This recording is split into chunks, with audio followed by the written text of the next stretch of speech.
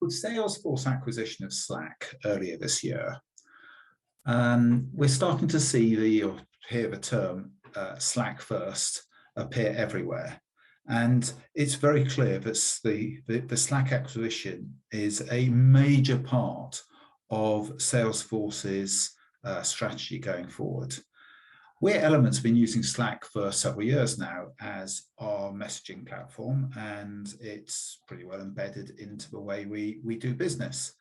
But it's interesting that even us, we've just been trying to get our heads around what Slack first really means and actually start to unpick the opportunities that Slack really provides when you start to understand the power that exists on the platform. But there are lots of implications. As part of our sort of unwrapping what Slack really means, we actually sort of stood back and thought about what is it that Slack really provides us. And we realized that it's all about how important conversation is. If I think about the way I work and engage with my family, my friends, a conversational approach with technology is now the default. We use WhatsApp for communicating with my wife, my children, with my friends, but not just peer-to-peer, one-to-one, but actually we have our family WhatsApp group, I have my cycling WhatsApp group. All of the conversations I'm having out there that traditionally I might have had in person, I'm now having using technology, and it's ubiquitous. It's the way we work. And what we're thinking about is that business is now catching up. I'm sufficiently old, and my children find this very amusing, that I remember actually sending written memos around the office if we actually wanted to communicate information. And I think it was 1988, we got our first internal email system. And instead of writing memos, we were now able to send email and documents and dramatically speed up the communication between different people on different floors of the building or in different buildings. That was fantastic, but actually it's not a natural way to engage with people. And 10, 15 years ago, we started to use Skype and then Google Chat to actually have one-to-one and actually a level of group conversations. So we started to move back to conversation, but it still didn't take away from using email heavily to move documents around and share content. But what we found in the last couple of years, and particularly actually in the last few months, is we've really started to embrace the Slack platform, is what I call smart conversations. And by smart conversations are ones where we're integrating the systems and data and people in the conversation. What we're starting to see is how the conversations now are triggered by something which happens in the system, starts a conversation in the channel, and make sure that the right people are invited to the conversation. That we can, during the conversation, easily access and share useful information and data, whether that's from systems like Salesforce or Jira that we use, or whether or not it's easily accessing a particular document that is in Google Drive or in Box or in any of the other systems out there in which information is stored. And then it can actually trigger using the very interesting and powerful workflow capabilities that Slack have to actually trigger a new system flow, actually request capturing form data so that we can actually capture a bit of new information to put into the conversation. And actually, sometimes, and it may sound a bit strange, actually people can have conversations one-on-one with the systems to get work done.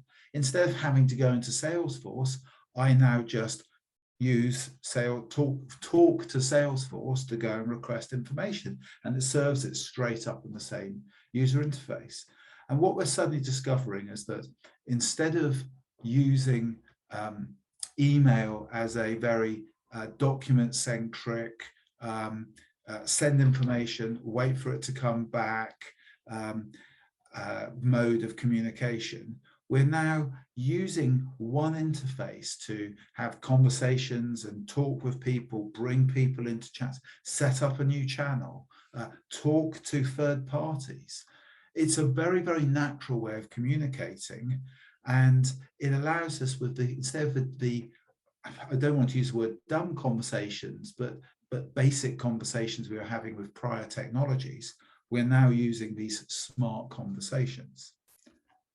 However, we're also at Elements seeing an emerging tension between how we use the technology. Slack is very firmly aimed at the citizen developer. Anybody can set up a new channel. It's very easy to build workflows around that channel, to add a bit of intelligence and support to move information and make it easy to engage people around the conversation. But at the same time, we're starting with Slack first, and the power of the integrations into the technology to start to see Slack becoming part of the IT landscape. At Elements, we're re-engineering our client onboarding process at the moment. We're going right back to understand exactly how we wish to onboard our clients to make the most of our Elements platform. We are treating each engagement as a project. We're using the Cloud Coach project management system, part of the managed application, managed app on the platform, to be the core data for managing each of our onboarding projects. But very explicitly, as part of our thinking about how we want this process to work, we want to be Slack to be right at the center of that, because it's actually about pulling all the different stakeholders in the business together and ensuring that the conversation occurs in a sensible way to actually deliver the outcome, which is a successfully onboarded customer. So right at the beginning, the solution design has Slack built into it. The requirements are talking about how we engage. The requirements have collaboration and conversation built into the requirements. Our business process mapping and modeling how we want the business to work has Slack as part of it. That's turning then into a build phase where we are building out how we're going to make the processes work, how we're ensuring that the Cloud Coach is properly configured, but also how Slack is integrated into this process. It is now part of the IT build process, and it needs to be managed as such. So we have this formal use of Slack as a core IT resource at the same time as, and we don't want to stop it, the fact that end users can extend Slack, build their own workflows.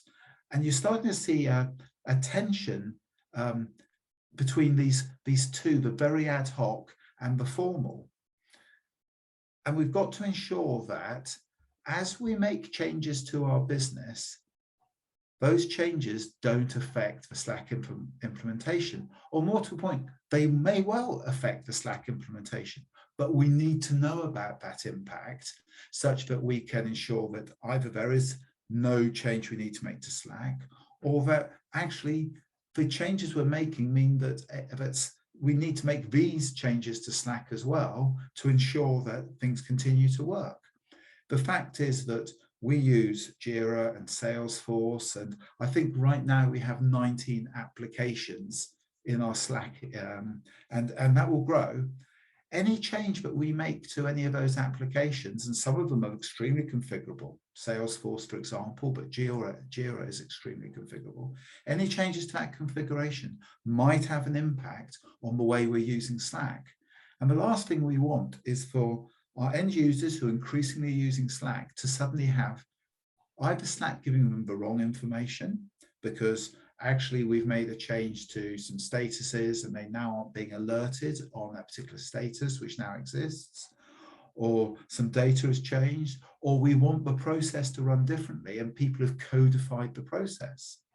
So the impact of change now absolutely touches Slack. But how do we know? Well, actually, it's all about treating Slack just as another one of our systems in the way we think about change. And the way we think about change is we use the Elements platform, our own platform, to build the configuration model of how we've configured Salesforce, and we now use it around how we've configured Jira and how we've configured MailChimp.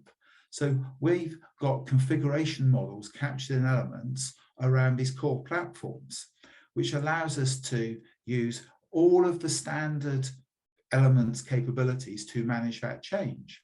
What we've actually are working on, and we've done an initial implementation for ourselves, is actually getting the Slack metadata, the Slack configuration, into an Elements configuration model. What this now allows us to do is to integrate all of our change management and all the visibility of as we're making changes. Can we start to understand the impact on the channels, the workflows that are in Slack? And it looks just like any other one of our configuration models. Clearly, the one that people know most is our Salesforce configuration model. But we've also had the ability to build a Jira configuration model, which we'll be releasing in the not too distant future. And the one which is really interesting, and I say is being driven by our own needs, as well as clearly a major need in the market, which is to understand how Slack is being configured. Slack is now a key part of the software landscape for many organizations. And with Salesforce now behind Slack, and with Salesforce driving the Slack first concept, that Slack is going to be where you go as a user to be engaged in doing business, being able to use that smart conversational capability. You've got to understand how to exploit Slack. It's an enormously powerful platform, but the more you exploit it, the more you need to actually apply a formal implementation approach to make sure that change doesn't break the way you've implemented Slack.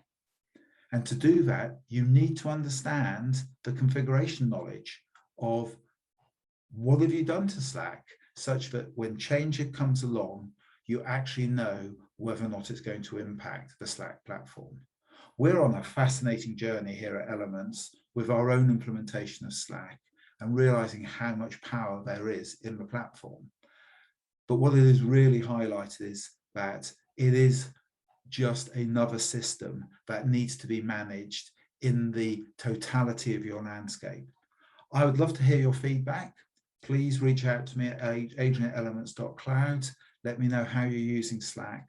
Let me know how you are managing the configuration knowledge of your Slack implementation and the impact of change on Slack.